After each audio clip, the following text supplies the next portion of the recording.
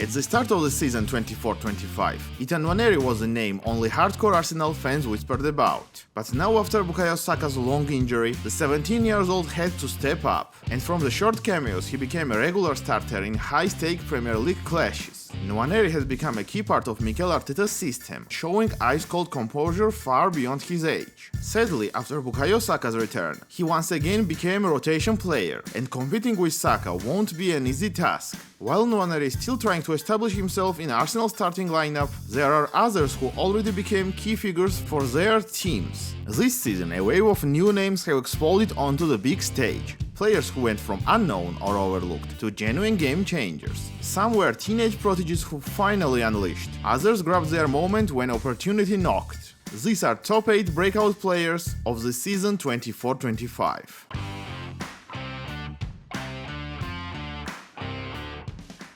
Opening with Raul Asensio. At the start of the season 24-25, Raul Asensio was not even close to Real Madrid's first team, a 21-year-old Castilla defender, completely outside Ancelotti's plans. At that age, being ignored in Madrid usually means that your future lies elsewhere. But everything changed when at the start of the season, Madrid's defense was hit with a wave of injuries. Militao, Alaba, even Carvajal, everyone got a long injury. Suddenly there was no other option, and Asensio got his chance, and he grabbed his chance with everything he could. His La Liga debut against Osasuna was a statement. He assisted Bellingham with a perfect pass, kept a clean sheet, and played with the confidence of someone extremely promising. And then came the real test. Manchester City, Asensio thrown into the battle against Erling Haaland. A nightmare matchup for an inexperienced defender, but he held his ground, winning 100% of his duels, without committing a single foul. That night Asensio showed the world that he could handle Europe's very best. After the City match, cameras caught him tearing up slightly, overcome by emotions. Later in an interview, he revealed that he spent years hearing that he was not good enough, and tonight was not just proving them wrong, it was proving him right.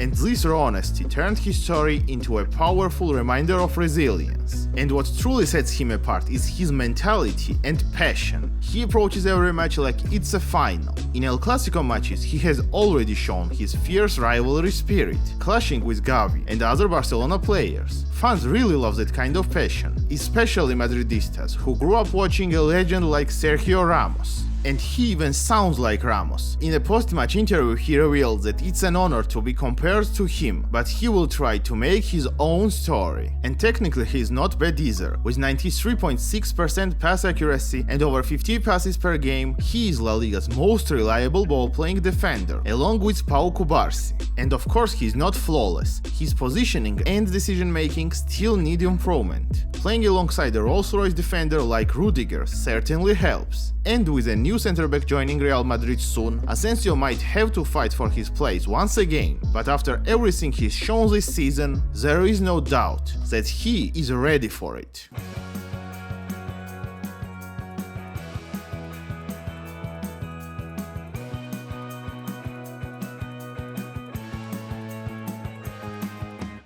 Seventh place is Amad Diallo, from forgotten talent to Manchester United's breakout star. After the years of loan and uncertainty, expectations were low, but right from the start of the campaign, 22 years old exploded onto the scene. He started slowly. First he was just a rotation option, but by November he simply became undroppable. One of his standout games after which he became a key player was against Everton, where he delivered an exceptional performance and earned 9 out of 10 match rating. And then came December. In a tense derby against Manchester City, United were losing till the last minutes. Diallo won a crucial penalty that Bruno scored, and in added time he scored the winner himself. And that moment changed everything. And soon after in January, while facing Southampton, Diallo scored a blistering hat-trick, United's first since 2022, and it was in just 12 minutes. And on top of crucial goals, tactically Diallo's been a very flexible player, operating as a right winger and even occasionally playing as a wingback. And no matter the role, his style stays electric. He's cutting inside, gliding past defenders, and creating chaos. He tracks back, presses aggressively, and according to Opta, he ranks among the top in counter-pressing actions per 90 minutes for Manchester United.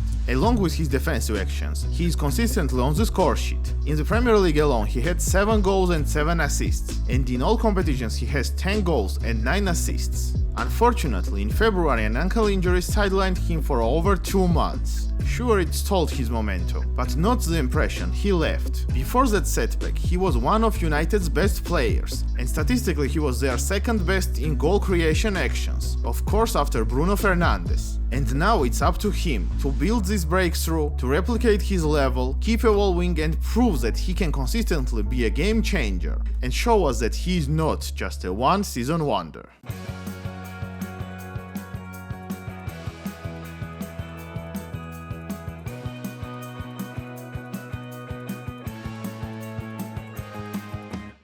At number 6 we have Mateo Retegui. When Atalanta shelled out nearly 21 million euros for Retegui in summer 2024, the move raised the eyebrows. Sure, he's managed 7 goals and 2 assists in Genoa, but 21 million euros for a 26 years old player who is still finding his feet felt like a massive gamble. But Gasperini knew exactly what he was doing. Under him, Atalanta thrives on chaos and relentless attacking football. His 3-4-2-1 formation demands forwards to make sharp, intelligent runs, and it suddenly appeared that Retegui fits that blueprint perfectly. At Genoa he'd often be stranded up front, feeding off scraps, but at Atalanta it was different. Wingbacks and attacking midfielders constantly surged forward, pulling defenders out of position and giving Retegui space to exploit. And he adapted instantly. He did not waste any time making his mark, bagging 2 goals on his debut against Lecce. But that was just a warm-up.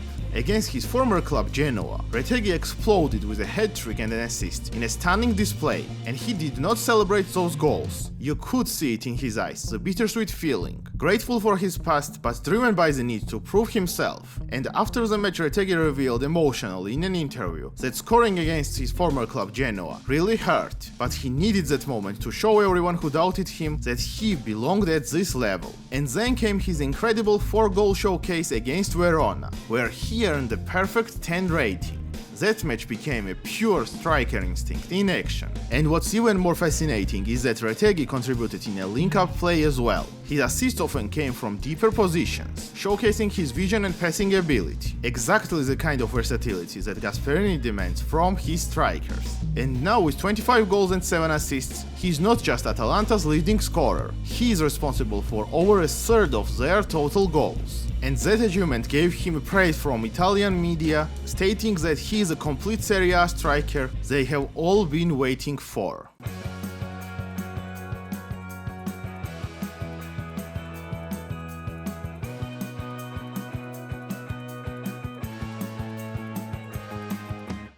Fifth spot is for Morgan Rogers. Back in early 2024, Rogers was still viewed as a solid championship talent. Promising, absolutely, but still not ready for a Premier League level. When he joined Aston Villa in February, he was still seen as a project, a rotation piece that still needed to adjust to the pace of top-flight football. Emery was still figuring him out, but not long after his arrival, Rogers was finally given a freedom that he needed. Under Emery's guidance, he became the revelation of Villa's high-flying campaign. Across all competitions, he delivered 14 goals and 15 assists in over 50 matches, including 8+11 in Premier League and 4+3 in the Champions League. Despite being 1.87 meters high, Rogers is smooth as silk on the ball. He combines physical power with elegance. He glides past defenders like they are not even there, averaging nearly 4 dribbles per game with 50% success rate, putting him in the top 5% across the Europe. In January, he scored a hat-trick in the magical night against Celtic in the Champions League group stage, with 2 goals in under 3 minutes. And here is a fan fact. You all know Cole Palmer's iconic Cole celebration, right? Well, that was not originally his. Palmer actually admitted that he borrowed it from Morgan Rogers, and Rogers pulled it out again that night, against Celtic. That performance made Morgan Rogers the second youngest English player ever to score Champions League hat-trick. And you know who is first? Legendary Wayne Rooney. And if even that was not convincing enough, April turned out to be his month of glory. 5 goal contributions in 1 month, helping Aston Villa secure crucial win over Brighton, Newcastle and Nottingham Forest. And he was shortlisted for the Premier League Player of the Month as well. And also earlier in November, Rogers finally made his debut in England's national team and has featured in every Nations League and World Cup qualifiers ever since.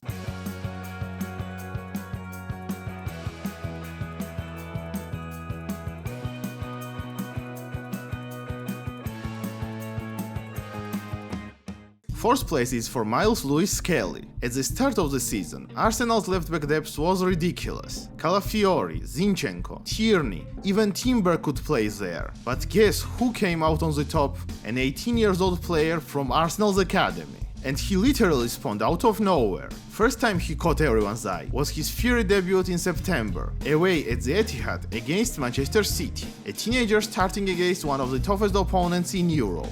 From the first whistle he looked fearless, aggressive and passionate. He even managed to clash with Erling Haaland, and the Norwegian, who obviously have never seen him before, asked him, "Who the hell are you?" And Skelly did not back down. He took that words as a fuel, and at that moment that words became a symbol of his entire rise. Arteta kept giving him minutes, and Skelly just kept delivering. What started as an injury cover quickly turned into something bigger. He is press resistant like a seasoned midfielder, sharp in duels, and tactically well beyond his age. Arteta used him as an inverted fullback, drifting into midfield to control play. Think about an old Zinchenko, but with way more aggression. And you got Skelly. And then came his most memorable moment, the second game against Manchester City, but now at the Emirates. Arsenal smashed City 5-1, and Skelly won 8 out of 9 duels, passed with 92% accuracy rate, and even managed to score his first goal.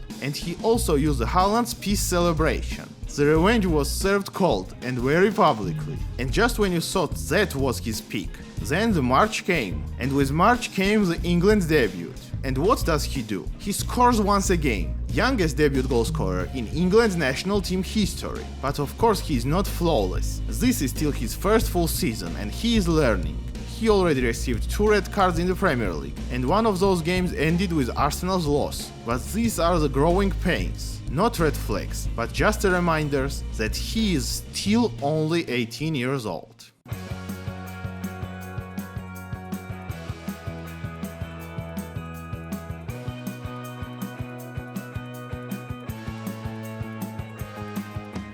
Podium is opened with Huijsen, from Juventus benchwarmer to Bournemouth star to Spain's international and now even to Real Madrid signing. And all of that in just one season. When Bournemouth quietly signed him for 15 million last summer, it felt like a solid deal, but nothing more. But soon after came the twist. An early season injury of Marcos Senesi opened the spot, and Huijsen took the full advantage. Already by November he was a regular player, and by spring he was literally undroppable. He was calm on the ball, dominant in the air, and way mature beyond his 20 years. Around the dressing room they called him the chill guy, and what a season he has. He started 30 league games, scored 3 goals, helped Bournemouth keep 8 clean sheets, and led the team in clearances with 6 per every match. Bournemouth fans went from not knowing his name to watching him lead their backline. In December he scored a towering header to win a match against Force, which became his first senior goal.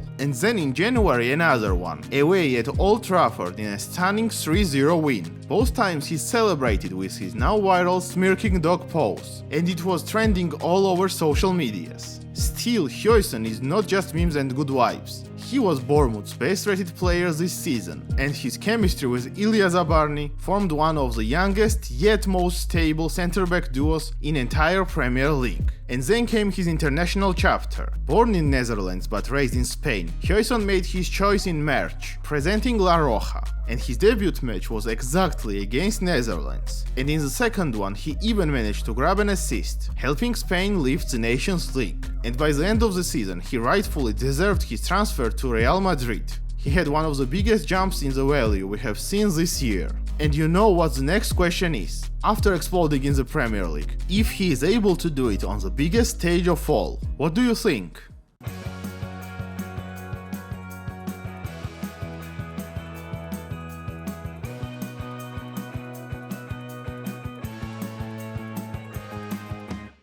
Silver goes to Joao Neves, the Benfica diamond who did not just polish his game, he turned into a pure midfield gold. Let's be honest, in Portugal Joao Neves was already a known name. He's been pulling strings at Benfica for nearly 2 seasons. But for the wider football world, his name only truly exploded with that blockbuster 60 million euro move to PSG. Now picture this, you are 19 years old, stepping into one of the most attacking teams in Europe. You have got 4 wingers flying forward, fullbacks overlapping, and creative midfielders like Vitinha, Fabian Ruiz and Warren Zaire-Emery breathing down your neck. And your job? Be the anchor. Most players would have drawn under the pressure, but not Joao. Week in, week out, he looked like a player with a decade of Champions League football under his belt. But what fans really fell in love with is Joao Neves' humility. After his standout game against Bayern Munich, he quietly dedicated his performance to his family back in Portugal. They believed in me when no one else did, he said softly and visibly moved. It's exactly the moments like this that turn him from tactical piece into a player PSG fans genuinely cherish. Alongside his humility and composure are his defensive instincts. When needed, he transforms into a relentless hunter, closing spaces, swarming opponents, and forcing turnovers, as if it's personal. He has 3.3 tackles per game, 1 interception, and even 1 aerial duel won, despite being just 1.74 in height. And his pressing is pure elite. And alongside all these traits, he is good on the ball as well, over 67 passes per game with 92.2% completion rate. And he is not just passing sideways like most CDMs do. This guy racked up 9 assists in this season, and from a defensive midfielder, that number is pretty good. He adapts perfectly to my idea of the game, his style of play, his physical strength, his intelligence, and his relationship with teammates. And his most important characteristic, he does not lose the ball at all. That's Luis Enrique's words of praise towards Joao Neves. And when a manager like Luis Enrique, whose entire philosophy revolves around the ball control, praises you like that, it tells you everything.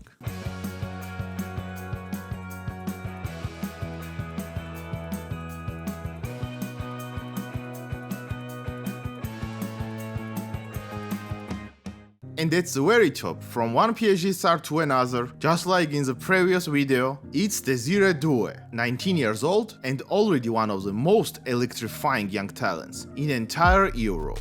From the very first match you watch him, you feel it. He had everything that fans love in football. Doue has that rare magic, smooth two-footed dribbling, blistering acceleration, and the swagger to take on anyone. From left wing to right wing, to central as a number 10, even false 9. He can do it all, and the crazy part is that he makes it look very easy. Some fans are already comparing him to young Neymar, and considering the technical level that Neymar had, that's not a light comparison. Everything started with a bold move to stacked PSG squad. 50 million euros might sound huge, but for PSG, that's just a backup money. They already benched 95 million euro Kolo Muani, they rotated 65 million euro Gonzalo Ramos, and the wingers? Barcola, Dembele, Kangin Lee, and in January even Huijsen. If you ask the fans in August who are the guaranteed starters, Dembele and Barcola were the obvious picks. Fast forward to now and it's Doue, who's taken Barcola's spot, and he definitely earned it.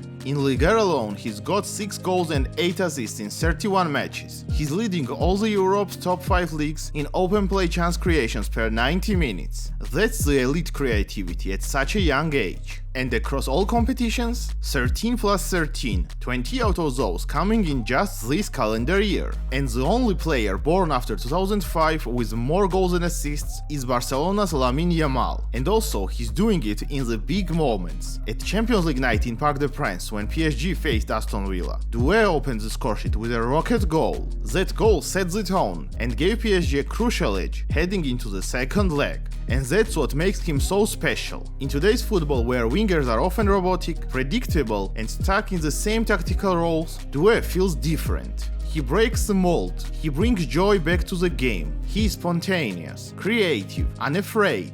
Desire Doue is not just a breakout star, he is a reminder of why we fell in love with football in the first place.